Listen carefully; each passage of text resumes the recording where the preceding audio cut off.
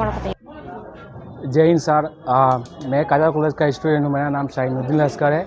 मैं ये चाहता हूँ कि हमारे जो फाइनेंशियली जो बैकग्राउंड है वो बहुत ख़राब है। यहाँ पर जो भी स्टूडेंट आते हैं वो सब मतलब मिडिल क्लास के फैमिली से आते हैं।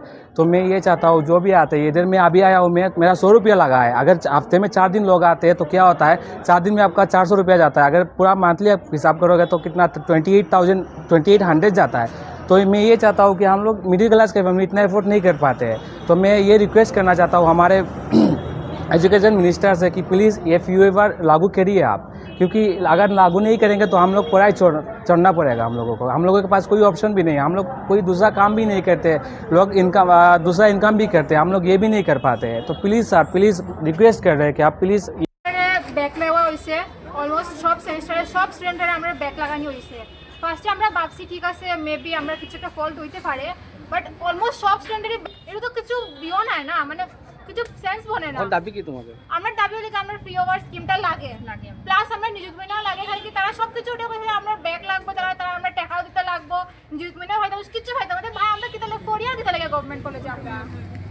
দেখুন আমরা ফার্স্ট অফ অল তো education is a fundamental right. So আমরা যদি এডুকেশন ফান্ডামেন্টাল রাইট হয় তো এটা নিয়ে বিজনেস কেন চলে?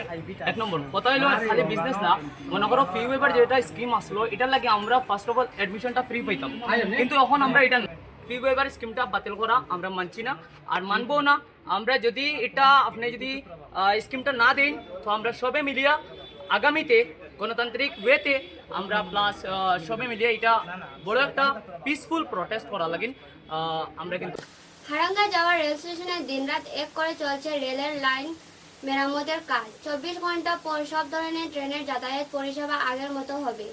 বিগত কয়েকদিনের প্রবল বৃষ্টিতে মানুষ খরণ হওয়ায় হারেঙ্গা যাওয়া এলাকা বৃহত্ত অংশ মাটি ধ্বংসে পড়ে যার ফলে রেলওয়ে লিঙ্ক সম্পূর্ণভাবে বিনষ্ট হয়ে যায়। বর্তমানে দিনরাত করে পরিস্থিতিতে সুধার করছেন রেল বিভাগের কর্মীরা। 29 জুলাই থেকে রেলওয়ে যাতায়াত পরিষেবা সামান্য হবে বলে রেল সূত্রে খবর পাওয়া গেছে।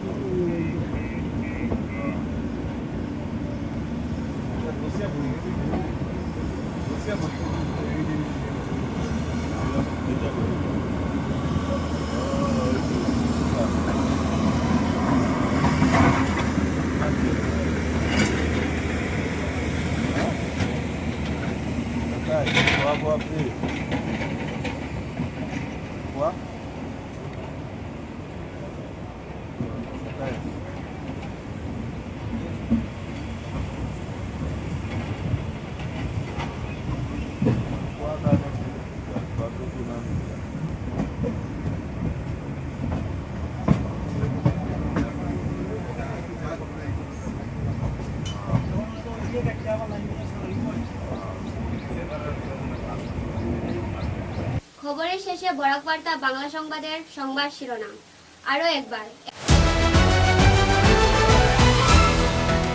বন্ধ জল ফ্যাক্টরিতে চুরির চেষ্টা, হাতে নাতে আটক চোর। গণধোলাইয়ের পর পুলিশের হাতে তুলে দিলেন এক এলাকাবাসী।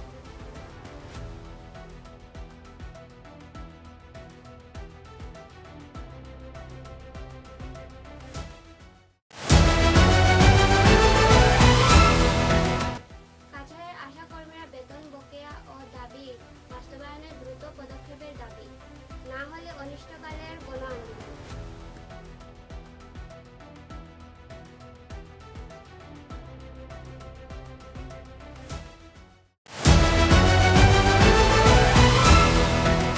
উদাহরণ পানগ্রামে ক্যান্ডি রোড ইন্ডাস্ট্রিতে ভয়াবহ বিস্ফোরণ, একাধিক শ্রমিকের মৃত্যুর পর 4 জনকে আটক করে পুলিশ।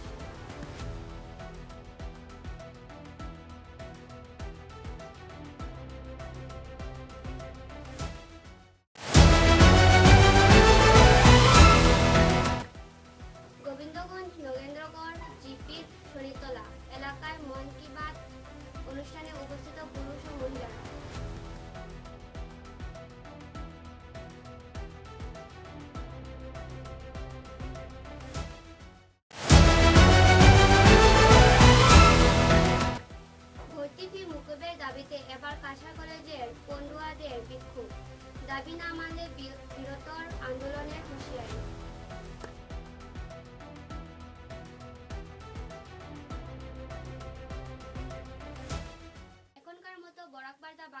সংবাদ এই পর্যন্তই। নমস্কার।